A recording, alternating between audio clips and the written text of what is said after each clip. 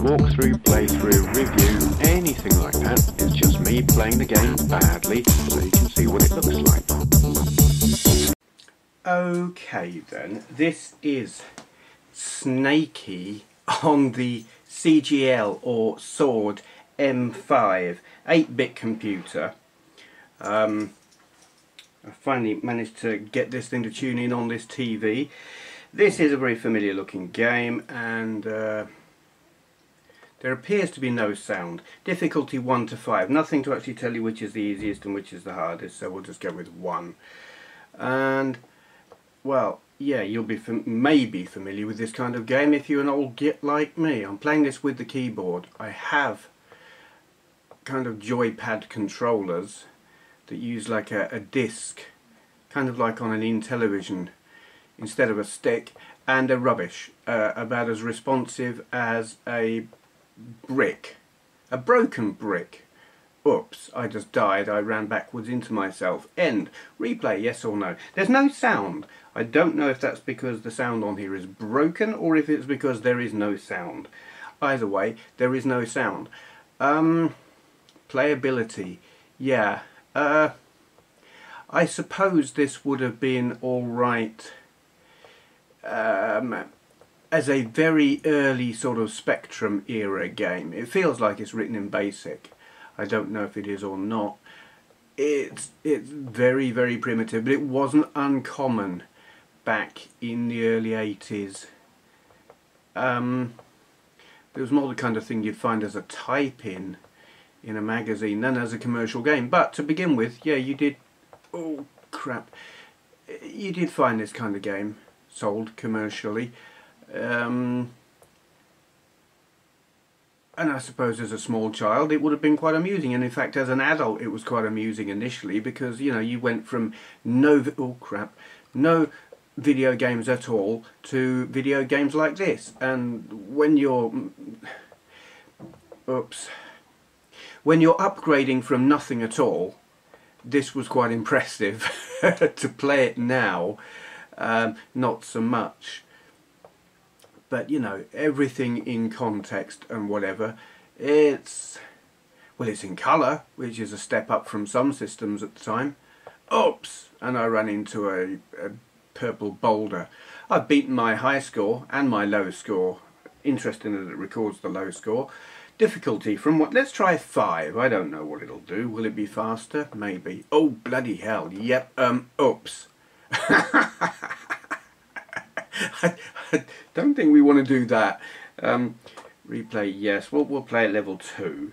That's probably more feasible. The keyboard is significantly more responsive than the pads, but still not great. It's a rubber keyboard.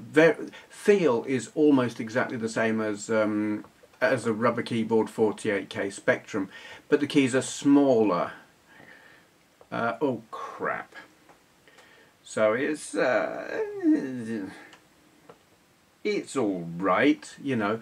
The game is alright, the computer is alright. It's not up to Spectrum standards. It's actually, specification wise, it is very similar in hardware terms to an MSX. Oh come on. The colours are similar. It's got these weird pastel shades. So you know, MSX, MTX 512, Sega 1000 or whatever. What was that other thing? SV318. Who made that? Electric Adventures will know what I'm talking about. Probably not many other people will. I've forgotten who made that. Spectra Video. Yes, the Spectra Video 318 and 328 were sort of similar. Oh, oh God, I'm still alive. Oh, now I'm not.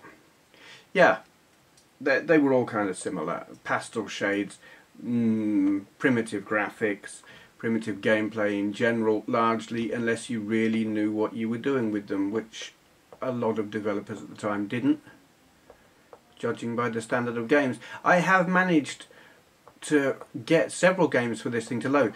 I did videos of games for this computer a few years ago, and they were cartridge based, and they were more impressive than this. But cartridge based games for this are few and far between, not at all easy to come by. But I've had these tapes sitting around for several years, but I just hadn't bothered to do anything with them, because trying to get this thing to tune into my TV is not easy. But I've got the VCR thing set up and blah blah blah.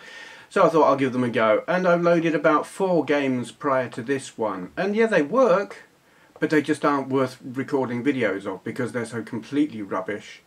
Some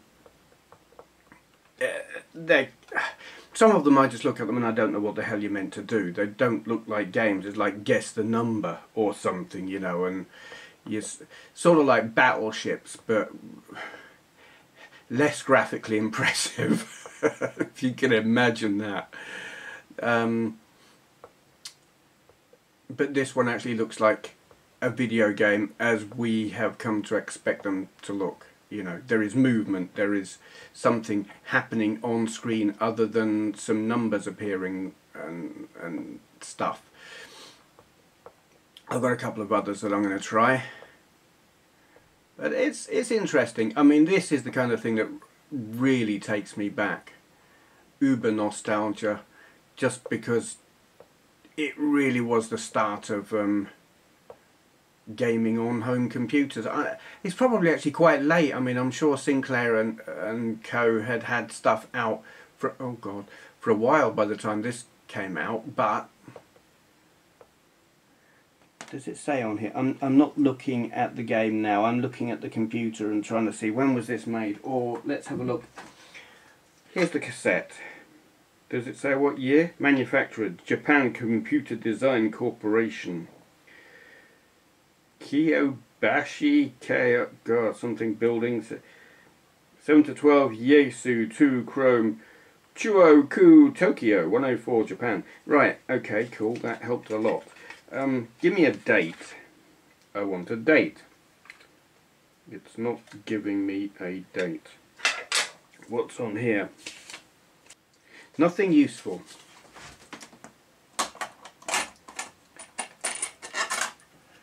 Or on the tape itself. Well, here's what it says about the game. Snaky, an exciting game where the snake, you, chases the frog, but has to stay away from the deadly electrified fence. Yeah, okay.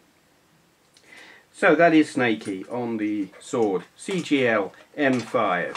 It's kind of rubbish really, but for the time it's alright. I would have been amused for a few minutes, probably. Thank you for watching.